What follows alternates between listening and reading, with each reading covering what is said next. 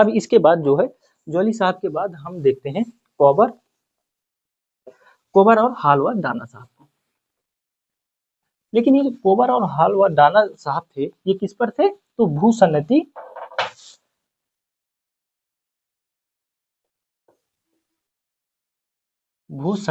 आधारित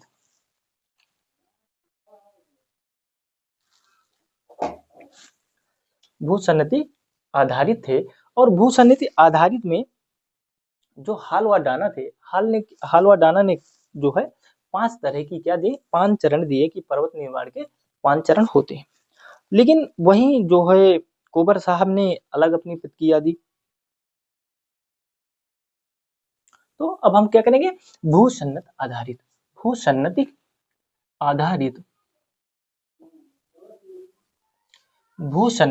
आधारित विचार कौन से हैं?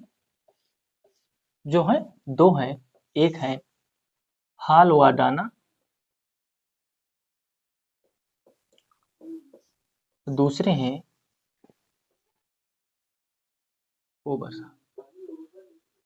कोबर महोदय। अब ये दोनों देखने हैं। तो हम सबसे पहले हाल व डाना को देख लेते हैं। इन्होंने बताया कि 5 चरण होते हैं। उन्होंने पर्वत निर्माण के बारे में क्या बताया? भूसन्नति आधारित विचार पर पर्वत निर्माण के लिए 5 चरण ये देते हैं। पहला क्या होगा?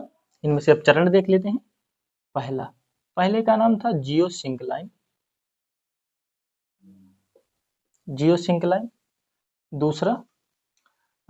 दूसरा था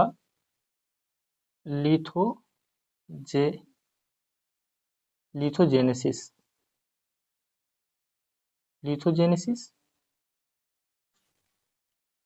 और तीसरा था टेक्टोजेनेसिस और चौथा था ओरोजेनेसिस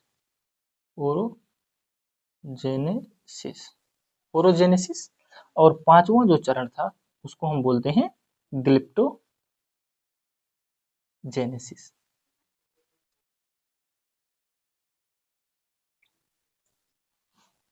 जियोसिंक्लाइन में इसमें कहा कि भूसन्नति का निर्माण होगा।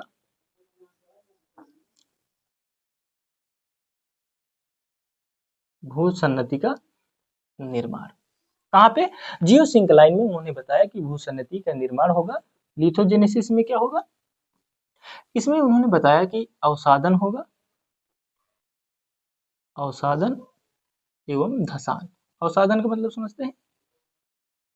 अवसादन का मतलब है कि वहां अवसादों का जमाव होगा। और धसान किस चरण में होता है? तो लिथोजेनेसिस। टेक्टोजेनेसिस में इसमें कह रहा है विवर्तनी की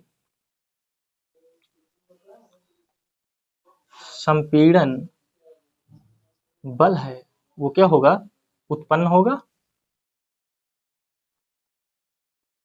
विवर्तनी की संपीड़न बल उत्पन्न होगा और इसके साथ और भूसन्नति जो किनारे हैं क्या है? भूसन्नति किनारे पास आएंगे।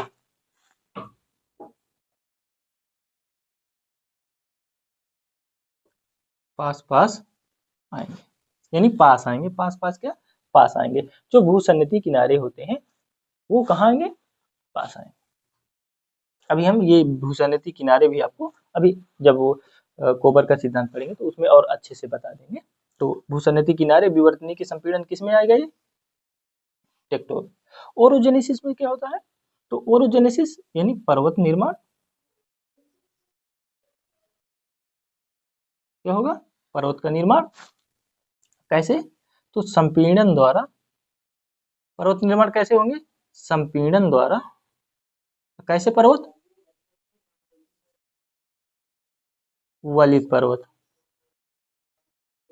समझ रहे हैं? वलित पर्वत। और ग्रिप्टोजेनेसिस में क्या होता है? तो ग्रिप्टोजेनेसिस का मतलब सीधा सीधा यही है। क्या होगा? अनाच्छादन। अनाच्छादन का मतलब निक्षेपण, अपर्दन। समझ रहे हैं? कट छट जाना।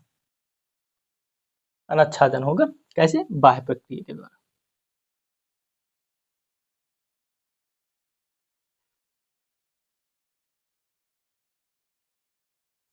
बाह्य प्रक्रिया के द्वारा क्या हो जाएगा, इसका अनच्छादन होगा। तो ये हाल व डाना कब दिया था, ये आपको पता ही होगा, ये भूसन्नति सिद्धांत है। भूसन्नति सिद्धांत के नाम से जाना जाता है हाल व डाना का। और ये कब दिया था, तो 1859 और डाना साहब 1873, है ना। तो ये समझ में आ गया। तो हाल व डाना हो गया। अब हम किसकी बात करेंगे, तो 5 चरण हो गए। जो हाल व डाना के 5 चरण क्या थे, उन्होंने बताया कि जो जियोसिंक्लाइन, लिथोजेनेसिस, टेक्टोजेनेसिस, ओरोजेनेसिस और ग्लेप्टोजेनेसिस, वो जो हाल व डाना की भूसन्नति सिद्धांत थी, जो 1859 और 1873 क्रमशः उन्होंने दिया और 5 चरणों में दिया। जियोसिंक्लाइन का मतलब होता है भूसन्निधि का निर्माण, यानी उस गर्त का निर्माण होना। और लिथोजेनेसिस काल में, या काल कहना तो गलत होगा, लेकिन लिथोजेनेसिस चरण कह सकते हैं। उस चरण में अवसादन या धसान होता है, यानी उस पर अवसाद जमा होते हैं और धीरे धीरे क्या होने लगता है, धसान होने लगता है। और टेक्टोजेनेसिस में वो विवर्तनिकी संपीडन बल के द्वारा, यानी कि वो जो बल होगा, जो संपीडन बल होगा, किसी कहीं से आए, कैसे आएगा नहीं पता, लेकिन जैसे भी आए, वो हमारा जो बल आएगा और वो विवर्तनिकी संपीडन बल के द्वारा विवर्तनीय संपीडन बल उत्पन्न होगा। सॉरी, वहां पे टेक्टोजेनेसिस में विवर्तनिकी संपीडन बल का क्या होगा, उत्पन्न होगा। यानी कैसे जो है वो बल लगेगा, या वो कहाँ से बल आएगा, वो उत्पन्न वहां पे हो जाएगा। और जो भूसन्नति के किनारे हैं, जो भूखंड है, जो भूखंड होते हैं, दृढ़ भूखंड और उनके बीच में भूसन्नति, तो उन जो 2 भूखंड होते हैं, उनको आपस में क्या करते हैं, वो आपस में पास आएंगे। कैसे, मान लीजिए ये है और यहाँ पे गर्त है, तो जब ये गर्त होगी तो ये धीरे धीरे धीरे अवसादन से नीचे जाती रहेगी और ये 2 भूखंड ये पास आ गए, बस ये। और जो हमारा ओरोजेनेसिस पर्वत निर्माण होगा संपीड़न द्वारा, वलित पर्वत, और ग्लेप्टोन में जो पर्वत बनेगा उसका अनच्छादन होगा बाह्य प्रक्रिया के द्वारा। अब इसके बाद हमारा क्या होगा, कोबर साहब। तो कोबर साहब को देख लेते हैं। तो कोबर साहब का सिद्धांत है, इसे अन्य नाम इसके क्या है, इन्हें मध्यस्थ भूसन्नति, मध्यस्थ भूसन्नति या 2 अग्रभाग सिद्धांत, इन्होंने दोनों सिद्धांत दिए। कोबर कही, जिन्हें मध्यस्थ भूसन्नति या 2 अग्रभाग सिद्धांत के नाम से भी जाना जाता है। कोबर साहब की 1930 में एक बुक आती है, ओरोजन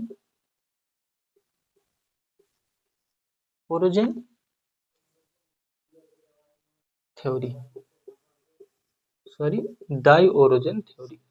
क्या है,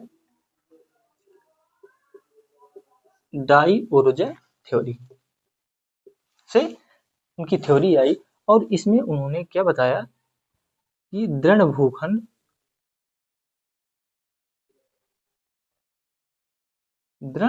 भूखंड व चल कटिबंध पर आधारित थी। ये जो बुक थी वो किस पर थी, प्राचीन लिख सकते हैं यहाँ पे, प्राचीन दृढ़ भूखंड व चल कटिबंध, चल का मतलब जो मूव करते हैं, कटिबंध पर आधारित थी। उन्होंने पर्वतमालाओं के बारे में बताया।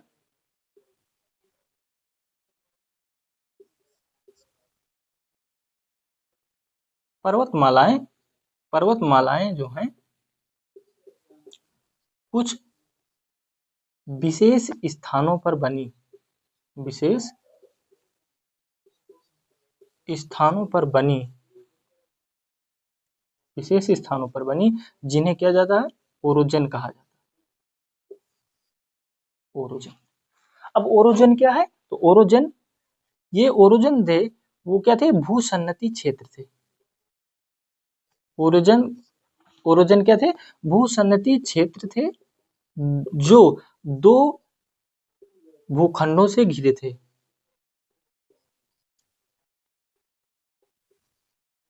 जो दो भूखंडों से क्या थे, घिरे थे। भूसन्नति क्षेत्र जो दो भूखंडों से घिरे थे, और इन्हीं भूखंडों को इन्हीं भूखंडों को जो भूखंड है, इन्हीं भूखंडों का जो नाम है वो क्या है, क्रेटोजन। क्यों? क्योंकि क्रेटोजन पूछा गया है कि क्रेटोजन क्या है। तो जो भूसन्नति क्षेत्र होता है उसके जो दो भूखंडों के बीच में घिरा होता है, उन्हीं को जो भूखंड होते हैं उन्हीं को हम क्या बोलते हैं, क्रेटोजन। यानी भूखंडों का नाम ही क्या है, क्रेटोजन। और ये भूखंड कैसे होते हैं, दृढ़ भूखंड होते हैं। कैसे भूखंड होते हैं, तो दृढ़ भूखंड होते हैं, और इन्हीं दृढ़ भूखंडों को क्रेटोजन कहा जाता है। तो अब हम बात करते हैं किसकी, ओरिजिन। ओरिजिन की बात करेंगे, भूसन्नति की बात कर रहे हैं, तो इसको हम इरेज किए दे रहे हैं।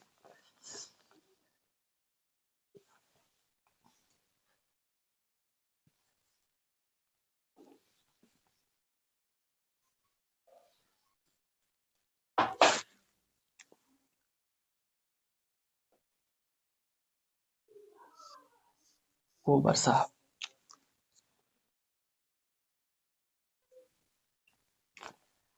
भूसन्नति की बात करते हैं तो देखो, सबसे पहले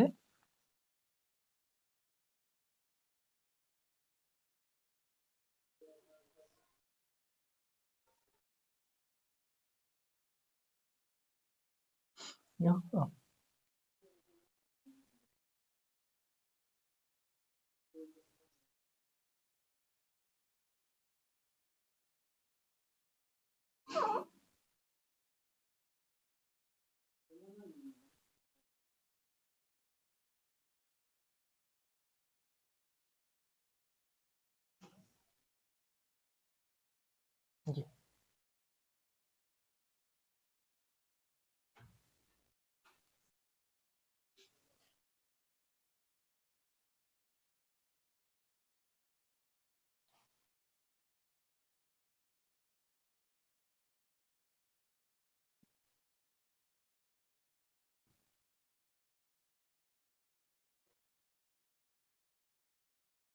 ये क्या थे,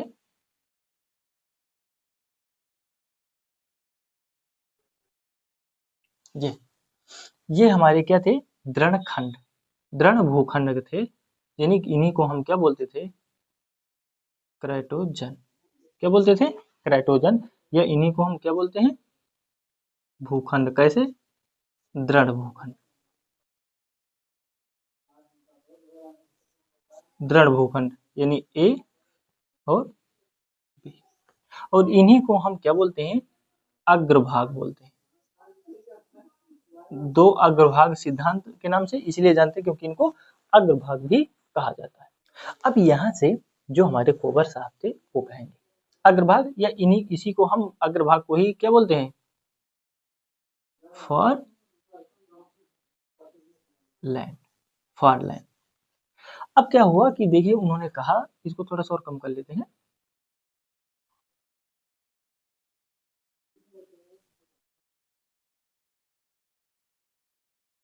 उन्होंने कहा कि ये हमारी क्या है, ये गर्त ही थी।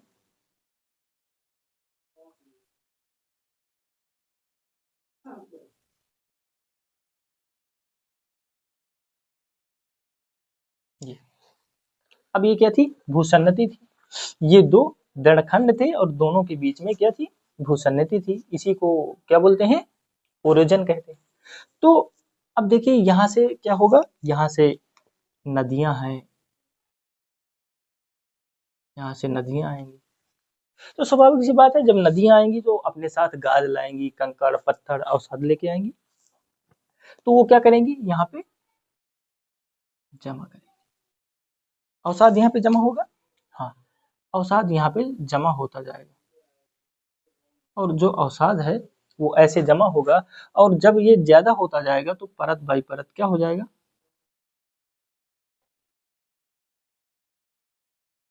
जमा होता है। सिर्फ आप इतना ही अभी समझ लीजिए कि ये जो है नदियां हैं वो हमारी क्या करेंगी, यहाँ पर अवसाद लाएंगी। या अगर नहीं है, अभी नदियां नहीं है, अभी सिर्फ हमारे दो दृढ़खंड है और बीच में भूसन्नति है, ओरिजिन है, तो अभी क्या इस तल पर, अगर ये सागर है मान लीजिए, अगर ये यहाँ से हम इसको सागर मान लेते हैं, तो क्या ये सागर के तल पर इतना जो हमारा अवसाद तो मिलेंगे ही मिलेंगे। अब क्या है, कुंवर साहब ने जो पर्वत निर्माण की बात की, तो पर्वत निर्माण के 3 यहाँ पे लिख देते हैं। पर्वत निर्माण में 3 चरण बताए। कितने? 3 चरण। और पहला है लिथोजेनेसिस। कौन सा? लिथोजेनेसिस। इसमें क्या कहता है, ये जो लिथोजेनेसिस है, ये लिथोजेनेसिस में क्या होता है, अवसादन होता है और धसान होता है। भूसन्नति, अवसादन होगा, धसाव होगा, यानी भूसन्नति होगी। यानी कि ये जो अवसादन होगा या अवसाद होगा, अब नदियां आएंगी और कौन करेंगी? ये नदियां हैं। और भी जो हमारे यहाँ पे मान लीजिए, अगर नदियां हैं तो वो लेके आएंगी, पौने आएंगी, वो घर्षण करके यहाँ पर जो अवसाद जमा करेंगी। कई कारण हो सकते हैं अवसाद जमा करने के, तो ये क्या होंगे, अब यहाँ पे और नीचे जाएंगे, ये यहाँ पे अवसाद जमा होंगे, यानी परत दर परत क्या होते जाएंगे, अवसाद जमा होते जाएंगे। और ये अवसाद जब जमा होते जाएंगे तो इन पर क्या होने लगेगा, ये धसाव होने लगेगा। क्या होने लगेगा? धसाव होने लगेगा, नीचे की ओर धंसने लगेगा। ये हमारा चरण पहला लिथोजेनेसिस है, जिससे भूसन्नति का निर्माण, अवसादन व धसान होगा। दूसरा क्या है? दूसरा चरण जो है, पहला चरण लिथोजेनेसिस और दूसरा है ओरोजेनेसिस। अब हमने ओरोजेनेसिस इतनी बार यूज कर लिया है, मतलब पर्वत निर्माण। क्या होगा? पर्वत निर्माण। कैसे? तो यहाँ पर पर्वत जनन संपीड़न बल आएगा। पर्वत जनन संपीड़न बल के कारण के पर्वत जनन संपीड़न बल के कारण जो हमारे अग्रभाग हैं, या इन्हीं को अग्रभाग हैं, फॉरहेड हैं, वो क्या करेंगे, क्रेटोजन कह सकते हैं। क्रेटोजन पास आएंगे। कहाँ आएंगे? पास। अभी इनको समझा देते हैं एक कैसे पास आएंगे।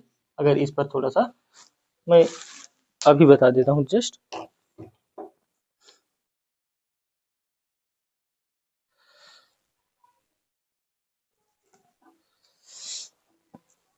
मान लीजिए ये हमारी समतल सतह है, ठीक है, समतल सतह है, इस पर इसको रख दे रहे हैं। ये मान लीजिए समतल सतह है, ठीक है। अब इस पर ये भूसन्नति का निर्माण होगा, गर्त बनी, भूसन्नति का निर्माण हो गया। और भूसन्नति का निर्माण होने के बाद जब इस पर ओरोजेनिसिस चरण आता है, तो जब ओरोजेनिस चरण में पर्वत जनन संपीड़न बल आ जाता है। रीजन जो ये बीच में जो डस्टर है, ये अवसाद है। जब यहाँ पर अवसादों का ज्यादा क्या हो जाएगा, अवसादन हो जाएगा, ज्यादा अवसाद हो जाएंगे, तो क्या करेंगे, वो स्वाभाविक सी होता है, नीचे की ओर जाएंगे। और जब नीचे की ओर जाएंगे तो देखो, जो मेरे दो जो मैं जिन हाथों से पकड़ा हूँ, ये मेरे दृढ़ भूखंड है, तो ये क्या करेंगे, अब ये नीचे की ओर ज्यादा लगेगा और ये आपस में एक दूसरे के पास आने लगेंगे। ये पास आने लगेंगे कि नहीं आगे, ये जैसे जैसे अवसादन या नीचे तल धंसता जाएगा, ये जो दृढ़ भूखंड है वो पास आने लगेंगे। वही तो कह रहा है कि पर्वत जनन संपीड़न बल के कारण अग्रभाग या क्रेटोजन जो ये ए और बी हैं, वो पास आएंगे। और जब पास आएंगे तब क्या होगा, तो पास आएंगे तो एक स्थिति बनती है कि मान लीजिए ये दो खंड है, यहीं पे दिखाते हैं।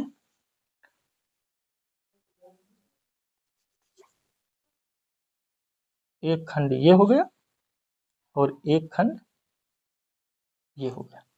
अब ये दोनों खंड है, ये क्या किए, जब पास आ गए, जब ये एक दूसरे के पास आएंगे, तब क्या होगा, तब इस पर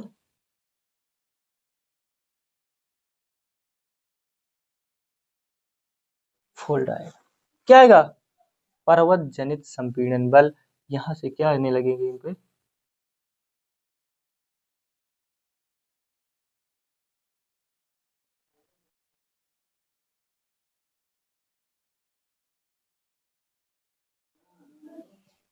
तो ये क्या है? ये पर्वत श्रृंखलाएं हो गई, पर्वत श्रृंखलाएं हो गई। ये क्या होगा? तो इसी को हम मध्यस्थ मध्यस्थ पिंड कहते हैं, मध्यस्थ पिंड कहते हैं, मीडियन मास। क्या बोलते हैं? मध्यस्थ पिंड या मीडियन मास। और ये वाला क्षेत्र क्या होगा? इसको हम बोलते हैं समांतर, सॉरी समांतर नहीं होगा, सीमांत श्रेणी होगी। क्या है ये? सीमांत श्रेणी। क्या होगी? Border range. क्या होता है? Border range. ये देखो ए है और ये बी है, वही दो भूखंड है। ये किस स्थिति में? संपीड़न बल लगा, इस पर संपीड़न बल, इधर से इस पर, इधर से इस पर, लेकिन संपीड़न बल कम लगा। कैसे? कम संपीड़न बल में ये जो सीमांत श्रेणी है, इन्हीं को हम क्या बोलते हैं? रैंड कैटन, रैंड कैटन भी कहा जाता है। ये पूछा गया है कि जो रैंड कैटन होता है वो क्या है। तो रैंड कैटन एक फोल्ड है, बस। क्या है? फोल्ड है। लेकिन इसको रैंड कैटन पूछ लिया था, यूपीएससी में पूछा था, तो वो रैंड कैटन पूछ लिया था कि रैंड कैटन क्या होता है। तो वो क्या होता है? एक फोल्ड होता है या सीमांत श्रेणी जो बॉर्डर है, उसी को हम रैंड कैटन। तो जो हमारे मध्यस्थ यानी कि ए दो दड़ खंडों के बीच में जो भूसन्नति होती है, उसके बाद जो हमारा पर्वतीय जनित संपीड़न बल के कारण जो फोल्ड आता है, उसी को हम क्या बोलते हैं? रेड कैटन बोलते हैं। ये कैसी स्थिति हुई थी? ये कम बल पे हुई थी। लेकिन अगर यही अत्यधिक बल लग जाता, ये कम बल पे, अगर मैं अत्यधिक बल की बात करता हूं, मान लीजिए ये दो पिंड है और इस पर अत्यधिक बल लग जाता, तब क्या होता?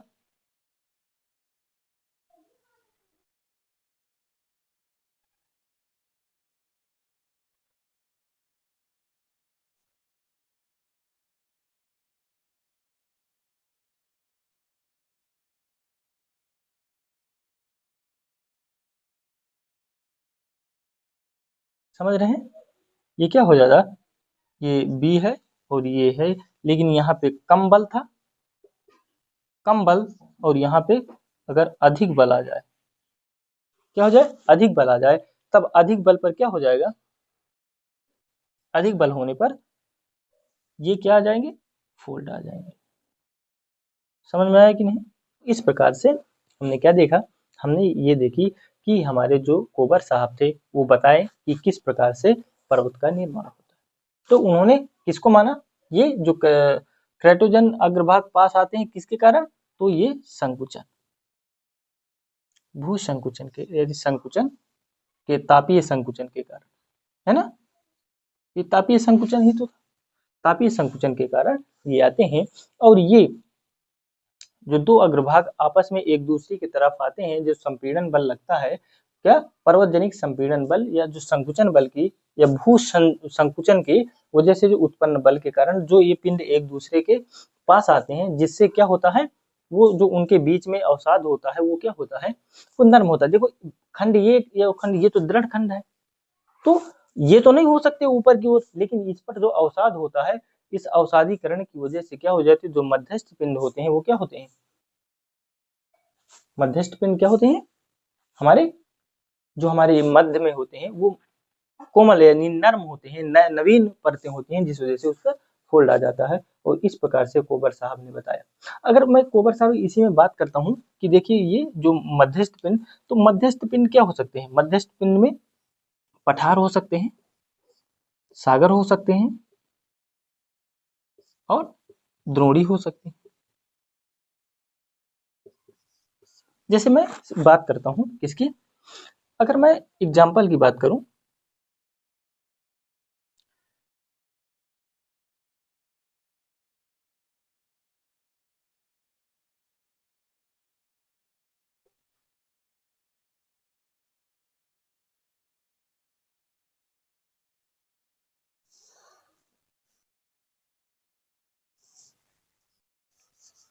ये कैसा है, भारत का उत्तरी पूर्वोत्तर या उत्तर पूर्वी क्षेत्र है। तो यहाँ से क्या है, ये हिमालय है, ये हिमालय हो गया। यहाँ पे आप देखेंगे, यहाँ पे तो आपको क्या दिखेगा, कुनलून दिखेगा। ये क्या है, कुनलून, और ये हिमालय, ये कुनलून है, हिमालय है, और बीच में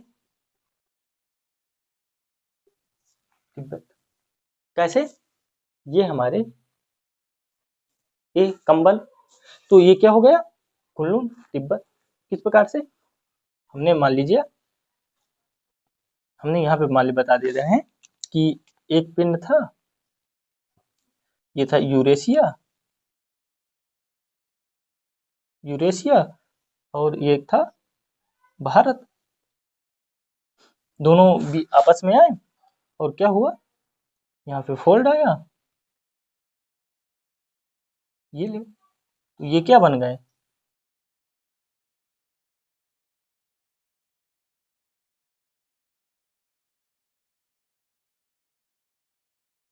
ये ले, ये भारत की तरफ तो ये हिमालय हो गए, ये कुनलून हो गए, और ये हो गया तिब्बत। अब आए, मान लीजिए एक भाग ये है, एक भाग भारत का, ये क्या है, यूरेशिया का, और ये भारत का। अब ये अधिक दाब पड़ा,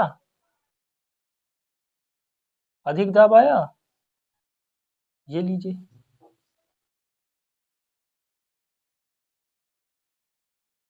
ये क्या हो गया, इसी को हम बोलते हैं तारिम द्रोणी, तारिम द्रोणी। और ये क्या हो गया, तियानसान, तियानसान, और ये हो गया कुनलून।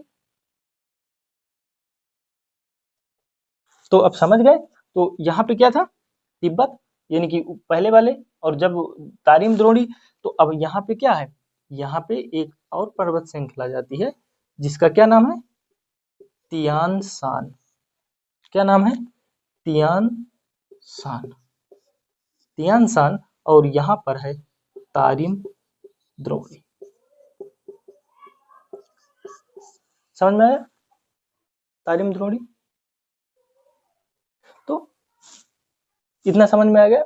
जो कोबर साहब थे क्या बता रहे थे, तो इस प्रकार से मैं आशा करता हूँ कि आप समझे होंगे, या एक बार रिपीट करते थे कोबर को। तो कोबर साहब कह रहे थे कि जो हमारी अग्र और खंड, अग्र जो अग्रभाग होते हैं, यानी दृढ़ भूखंड ए और बी, वो धीरे धीरे क्या होती है, पहले अवसादन धसान भूसन्नति कौन नदियां लाती हैं, और यहाँ पर अवसादन करती हैं, और उस अवसादन वो कहा नीचे धंसता है।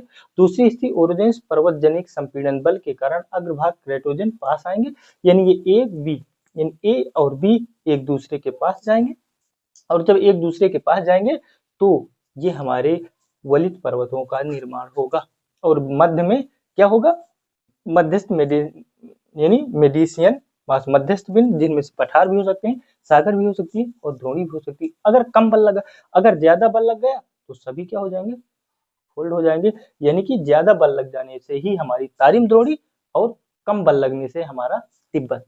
अब समझ में आ गया ना, तो जब ये आएगा तो ये तो पर्वत द्रोणी, पर्वत द्रोणी, पर्वत द्रोणी, तो अधिक बल से पर्वत द्रोणी। तो अब देखिए, हिमालय और कुनलून के बीच कम बल लगा होगा, इसीलिए तिब्बत का पठार आया, और कुनलून और तियानसान के बीच में अधिक बल लगा हुआ, इसलिए यहाँ पे तारिम द्रोणी। तो आप समझ में आ गया ना कि किस प्रकार से कोबर साहब समझाएं। आशा करता हूँ कि आपको समझ में आया होगा। और इसके बाद अभी हमारा ये हमारे जो थे वो खत्म हो गए हैं, बस एक ही हमें को करना है, और वो कौन सा होगा, तो आर्थर होम साहब, आर्थर होम साहब का करेंगे। तो अभी एक रह गया, तो आज के लिए इतना ही।